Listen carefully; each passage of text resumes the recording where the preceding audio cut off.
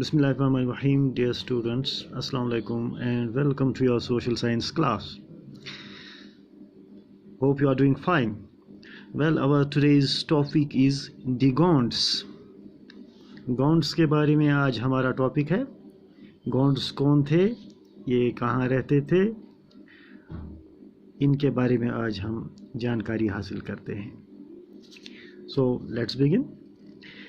The Gonds lived in a vast forested region called Gondwana, or country inhabited by Gonds.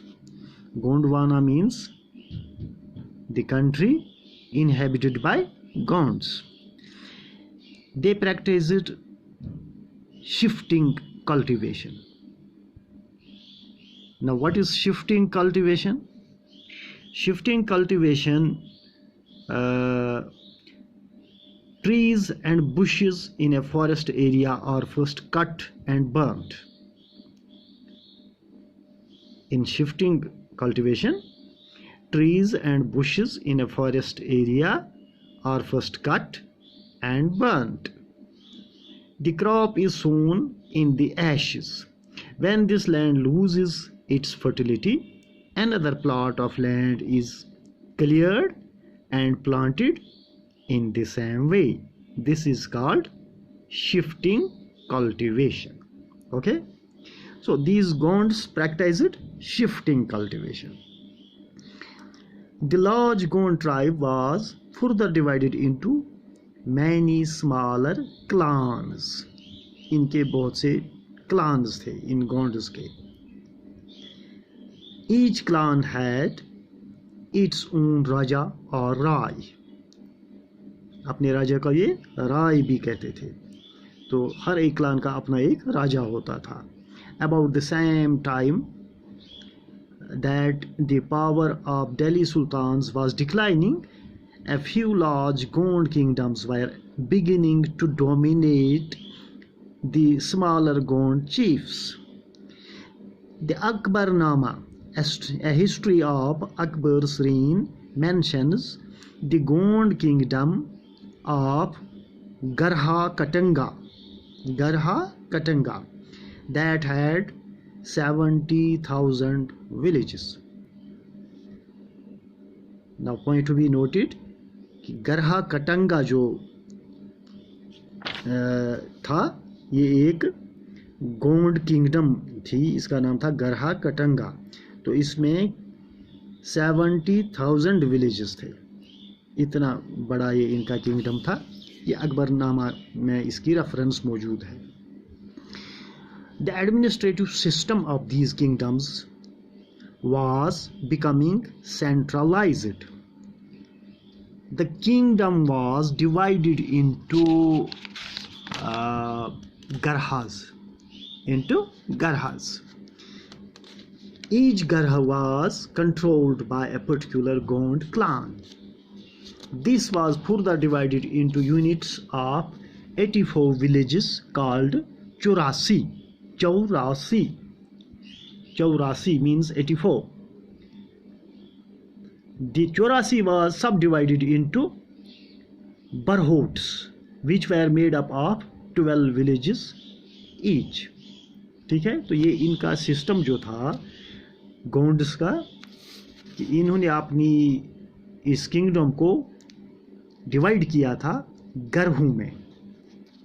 जिस तरह से हमारे division होते हैं तो हर डिवीजन का नाम इन्होंने रखा था एक गरहा. तो एक गरहा जो होता था, हर एक गरहा उसका कंट्रोल चलाने वाला एक गोंड क्लान होता था उसमें. तो उसका एक पर्टिकुलर क्लान होता था एक गरहा में.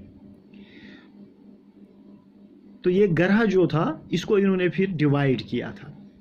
हर एक गरहा को डिवाइड किया था 84 में.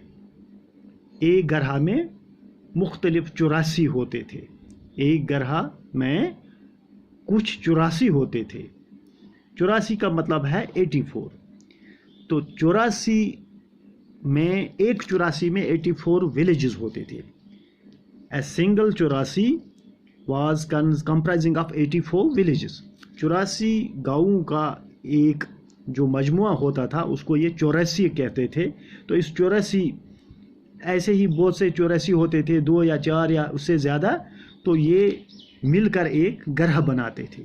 ठीक है, तो 84 को फर्दर इन्होंने सब डिवाइड किया था। The 84 was sub divided into बरहोट्स which were made up of 12 villages each. हर 84 में बरहोट होते थे, बहुत से बरहोट होते थे। तो हर बरहोट में 12 गांव होते थे। ठीक है, डू यू गेट इट?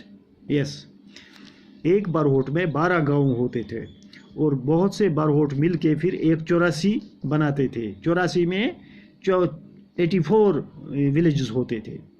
तो फिर बहुत से 84 मिल के एक उनका ग्रह होता था।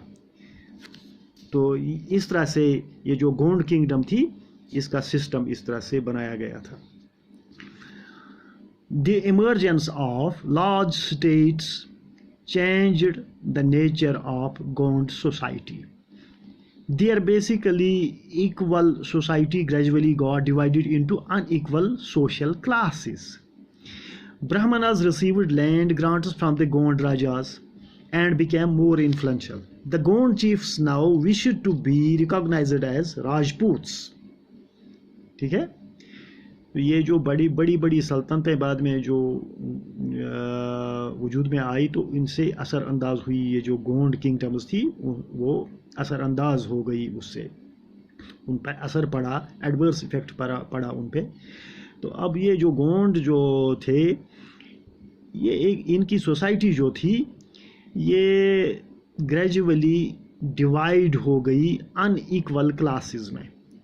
जैसे ब्राह्मणस इनमें थे, वो अपर क्लास था, इसके अलावा जो बाकी थे उनसे लोअर क्लासेस थे। तो ब्राह्मणस जो थे उनको ग्रांट्स मिलती थी गोंड राजाओं से। वो ग्रांट्स मिलने की वजह से उनका इन्फ्लुएंस ज़्यादा था, वो अमीर भी थे और इन्फ्लुएंस भी उनका ज़्यादा था ब्राह्मणस का। तो अब जो गोंड चीफ्स थे तो वो अपने आप को रिकॉग्नाइज करते थे एज राजपूत्स, वो अपने आप को राजपूत कहलवाते थे। So Amandas, the Gond Raja of Garha Katanga, assumed the title of Sangram Shah. Understand? The Gond chief Amandas, he became the Raja of Garha Katanga and assumed the title of Sangram Shah. उसने अपना ये title जो रखा संग्राम शाह, उसने अपना नाम रखा, अपने आप को संग्राम शाह कहलवाता था वो। तो ये गरहा कटंगा का राजा बन गया, अमनदास, इसका नाम था अमनदास, और अपना टाइटल इन्होंने क्या रखा, Sangram Shah. His son Dalpat married princess Durgavati, the daughter of Salbahan, the Chandel Rajput raja of Mahoba. ठीक है, संग्राम शाह का जो बेटा था उसका नाम था Dalpat.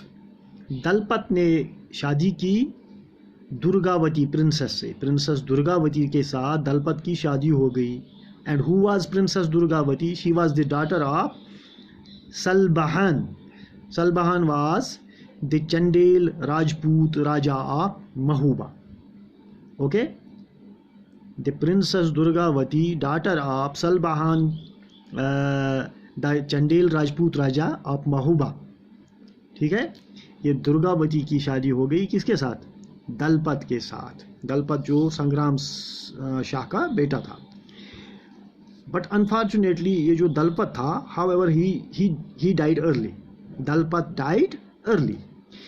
But Rani Durgavati was very capable, she was a very capable lady and started ruling on behalf of her 5-year-old son Bir Narayan. Understand? उसका एक छोटा बेटा था बीर नारायण, तो उसी के नाम पे उसने अपना राजपाट चलाया, क्योंकि वो एक कैपेबल लेडी थी, उसमें बहुत वो गुण थे सारे हुकूमत चलाने के। तो उसने अपने छोटे बेटे बीर नारायण जो 5 साल का था उसके नाम पे उसने हुकूमत चलाई।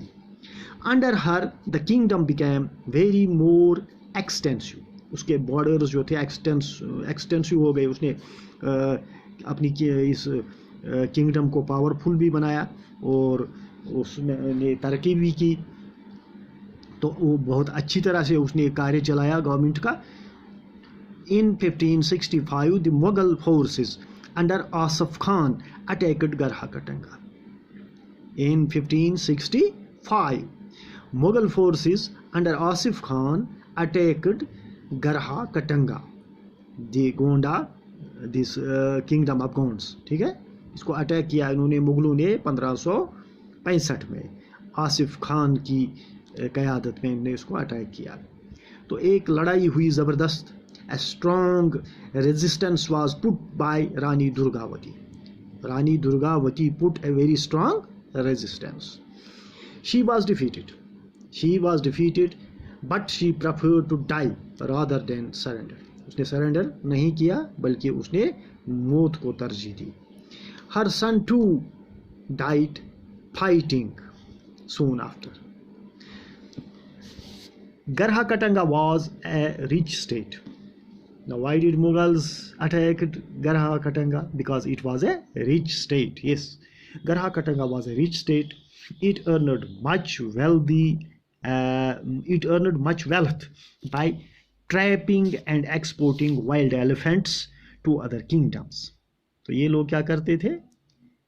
ये वाइल्ड एलिफेंट्स को ट्रैप करते थे, फिर इनको एक्सपोर्ट करते थे बाकी किंगडम्स में. तो उनसे ये इस तरह से ज़र मुबादला कमाते थे. When the Mughals defeated the Gonds, they captured a huge booty of precious coins and elephants. When Mughals defeated Gonds, they captured a huge booty of precious coins and elephants. जब मुगलों ने इनको डिफीट दे दी गोंड्स को, तो उन्होंने बहुत सा माली गनीमत, बहुत सी बूटी वहाँ से हासिल की जिसमें प्रेशियस कॉइन्स थी, हाँ, सोने चांदी के सिक्के थे और एलिफेंट्स थे. They annexed part of the kingdom and granted the rest to Chandra Shah an uncle of Veer Narayan. Understand? एक हिस्सा तो गोंड्स का, इस किंगडम का उन्होंने अपने साथ एनेक्स किया, मिला दिया अपनी सल्तनत के साथ, और एक हिस्सा चंद्रशाह को दे दिया. चंद्रशाह कौन थे? ये वीर नारायण का अंकल था. वीर नारायण का अंकल था ये. तो उसको दे दिया ये एक हिस्सा कि ये आप इस पे हुकूमत करो, और बाकी हिस्सा अपनी किंगडम के साथ मिला दिया. Despite the fall of Garha Katanga, the Gond kingdoms survived for some time. However, they became much weaker and later struggled unsuccessfully against the stronger Bundelas and Marathas. ठीक है, कुछ मुद्दत तक तो ये सर्वाइव किया इन्होंने, लेकिन बाद में उन्होंने ये बुंडेलास जो थे और मराठास जो थे उनके सामने ये टिक नहीं सके. उनके साथ कुछ इनका मुकाबला तो हो गया, लेकिन अनसक्सेसफुल रहे उसमें और उनसे हारे, और इस तरह से इनका जो ये था, ये इनकी किंगडम थी, उसका खात्मा हो गया. Now there's a question for you. Discuss why the Mughals were interested in the land of the Gonds. Yes, can you answer to this question? I think yes. Because Garha Katanga, the Gonds kingdom, was a rich state. Yes, when Mughals attacked it, they earned much wealth by trapping. They earned much wealth in form of booty. They captured a huge booty of precious coins and elephants. So that's all for today. With this I take your leave.